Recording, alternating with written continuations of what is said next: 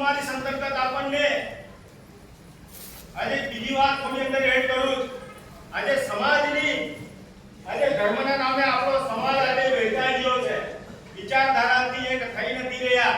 એનું મોટામાં મોટું કારણ છે કે આપણને ધર્મના નામે આજે આપણને કોઈ પક્ષ પાર્ટીના નામે આપણને આજે ગુલામ કરીને આપણા આદિવાસી સમુદાયને આજે વેર વિખેર કરી નાખ્યો છે.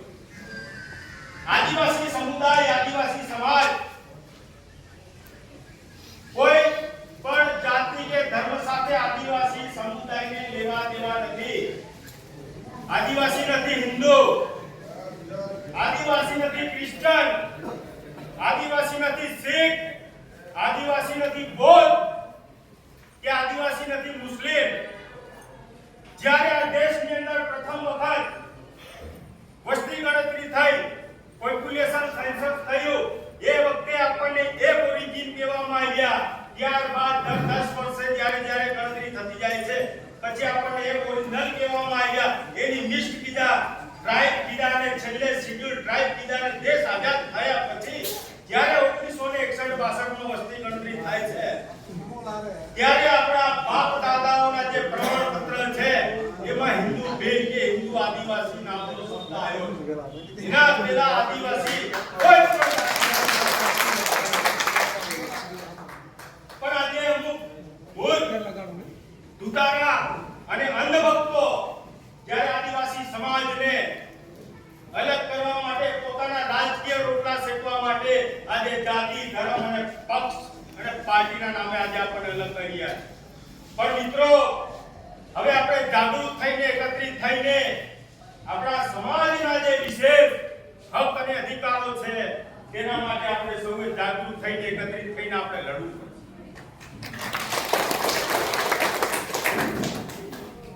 સાથે સાથે મૂળ વાત ઉપર આવું કે જેઓ એક મહાન વ્યક્તિ થઈ ગયા પણ ક્યાંક ને ક્યાંક એમનો ઇતિહાસ આજે દબાઈ ગયો છે.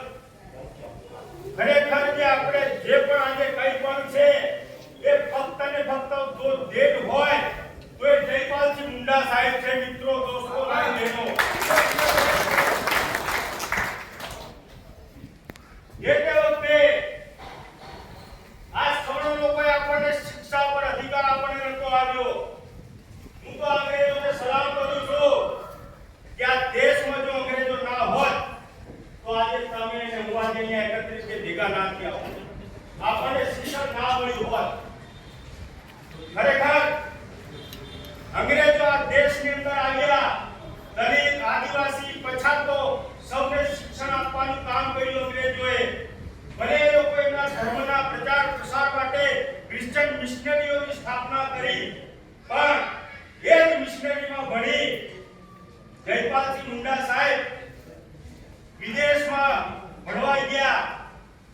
ત્યાં જઈને ઇકોનોમિક્સ એટલે અર્થશાસ્ત્રમાં એન્જિન થયા અને ભારતની ટીમના હોકીના કેપ્ટન બન્યા. આ જેના નામે હોકીમાં અત્યારે ધ્યાનચંદનો એવોર્ડ આપવામાં આવે છે, એ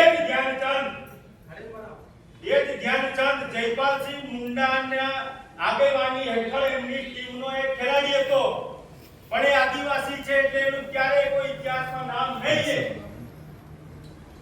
18 મેચો થઈ, એમાં 18 માંથી જયપાલસિંહ મુંડા સાહેબની આગેવાની હેઠળ 17 મેચો આપણો દેશ જીત્યો ને 18મી મેચ થાય એટલે જેનું કોઈ પરિણામ ન આવે.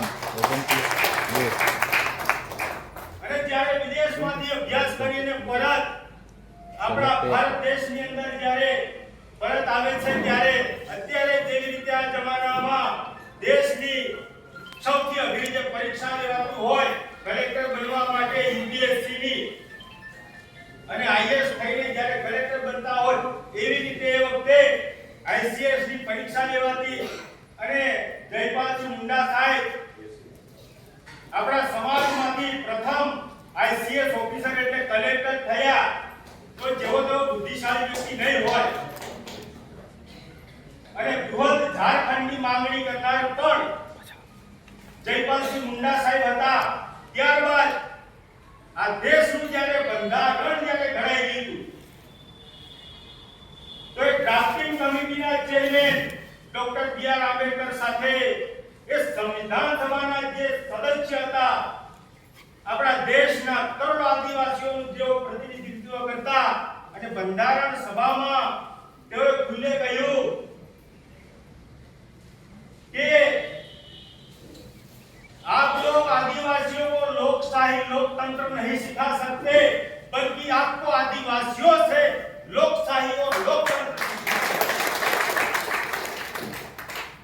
અને જેટલી પણ આ કલમો છે તેઓએ કીધું કે આજે મારા આખા ભારત દેશના કરોડો આદિવાસીઓનો હું અવાજ કરીને જ્યારે બંધારણ સભામાં આવ્યો ત્યારે વિશેષ અધિકારો આપણને અપાવ્યા अनुसूची 5 अनुसूची 6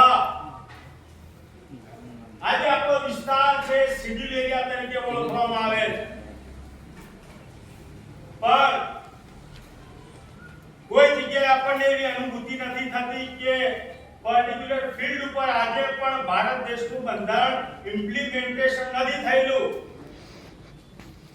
હમણાં થોડા સમય અગાઉ મહાન સાયન્ટિસ્ટ જેવા આપણા દેશ માટે ગર્વ એ ગણાતા એવા વિદેશોમાંથી આખી દેશ દુનિયામાંથી ઘણા બધા એવોર્ડ જીતીને એમની વૈજ્ઞાનિક શોધના કારણે એવા ડોક્ટર વાંગચુકને આજે જ્યારે જેલમાં નાખવામાં આવ્યા એનું કારણ શું છે એનો ગહન અભ્યાસ કરવાની જરૂર છે આજે કાશ્મીરની અંદર અનુસૂચિ 6 લાગુ પડેલી અનુસૂચિ 5 અને 6 अनुसूची 5 એમ કહે છે કે શેડ્યુલ વિસ્તારની અંદર બહારી કોઈ પણ વ્યક્તિ પ્રવેશ ના કરી શકે, ધંધો વેપાર રોજગાર ના કરી શકે, કઈ જમીન પણ ના લઈ શકે. આ કાયદો વ્યવસ્થા અમે અમારા બાપ દાદાને પૂર્વજો સાથે બેસતા એ વખતે મોબાઈલનો જમાનો નહોતો. આજે પણ આપણે વડીલો સાથે બેસતા હોય તો ઘણું બધું આપણને જાણવા મળે.